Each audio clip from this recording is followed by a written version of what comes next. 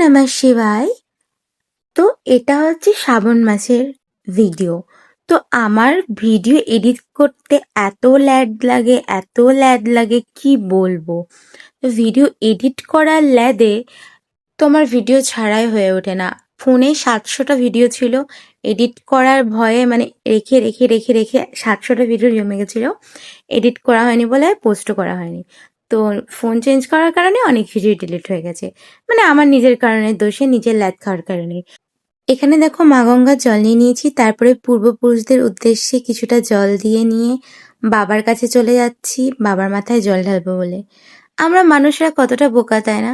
বোকা না, আবার আমাদের মনে কত শ্রদ্ধা, সেটাই ভাবি যে যেই মা গঙ্গা তিনি স্বয়ং বাবার মাথায় বিরাজমান। বাবা মহেশ্বর তাকে জটায় ধারণ করে রেখেছে।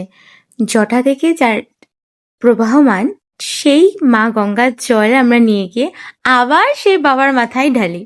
তো যাই হোক, যেটা যার শ্রদ্ধা। আর আনিয়ম কাল থেকে যেটা হয়ে এসেছে আমরাও সেটা করি। বেশি তর্কে যুক্তিতে না গিয়ে আমি আমার শ্রদ্ধা ভক্তি কিভাবে করি আমি তোমাদের সাথে শেয়ার করে নিচ্ছি। শ্রাবণ মাসে আমি চলে গেছিলাম বাবার কাছে জল ঢালতে। তো জল ঢালছি আমি, দেখো। তো আমার মনে বাবার জন্য প্রচণ্ড ভক্তি শ্রদ্ধা। যদি কোনো ভুল কথা বলে থাকি আবারও ক্ষমা চেয়ে নিচ্ছি। জানি না এই ভিডিওটা দেখার পরে, কথাগুলো শোনার পরে হয়তো কেউ কিছু বলতে আসবে, তো আমার মনে ছোট্ট একটা প্রশ্ন ছিল, তাই আমি এই কথাটা বলেছি। ওম নমঃ শিবায়, ওম নমঃ শিবায়, ওম নমঃ শিবায়।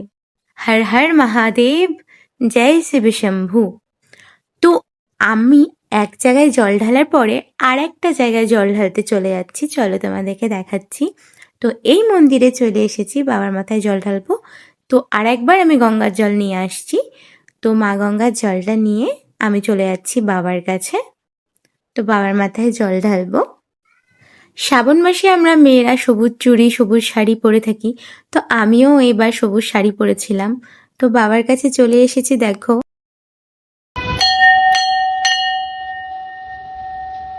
ঘন্টা বাজিয়ে দিয়ে বাবাকে জাগিয়ে দিয়ে বা বাবার কাছে পারমিশন নিয়ে বাবার কাছে চলে এলাম।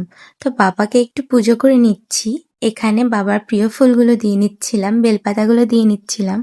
তো তোমরা শ্রাবণ মাসে কে কোথায় বাবার মাথায় জল ঢালতে গেছিলে বলো। আমিও তো গেছিলাম শিবগাদিতে, মতি ঝর্ণায়। সেই ব্লগগুলো তোমাদের সাথে শেয়ার করব। আমার সেই ব্লগগুলোও রাখা আছে, এত ভিডিও রাখা আছে, আমার এডিট করার হচ্ছেই না ছাড়া। তো অবশ্যই তোমাদের সাথে শেয়ার করব। তো ভাবলাম এই ভিডিওটা আগে শেয়ার করে নিই। হর হর মহাদেব। এরপর দেখো আমি কি করছি। আমি বাবার চারিপাশে প্রদক্ষিণ করছিলাম। তো আমি ভাবলাম যে এখানে যখন জায়গা আছে তখন বাবার চারিপাশে 3বার প্রদক্ষিণ করে জলটা ঢেলে নেওয়া যাক।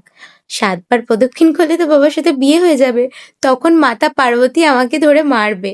সেই জন্য 3বারেই ছেড়ে দিলাম, ওটা মাতা পার্বতীর জন্যই থাক। কি তাই না বলো? তো দেখো এখানে আমি প্রত্যেকবার প্রদক্ষিণ করে বাবাকে স্মরণ করে মাতা পার্বতীর কাছে ক্ষমা চেয়ে মাতা পার্বতীকে স্মরণ করে জল ঢেলে নিচ্ছিলাম। আর এটাই বলছিলাম যে সকল দরিদ্র দরিদ্র কারোর যত সমস্যা আছে তাদেরকে সমস্যা থেকে দূর করতে বলবো না, কেননা ভগবান যাকে যেরকম সমস্যা দিয়ে পাঠান বিচার বিবেচনা করে পাঠায়। শুধু বলবো তাদেরকে এই প্রকৃতির সাথে, এই সব কিছুর সাথে মোকাবেলা করার শক্তি ধৈর্য দিও। আমাকেও আমার কর্মের ফল বা আমার জীবন ব্যতিবাহিত করার শক্তি দিও, ধৈর্য দিও।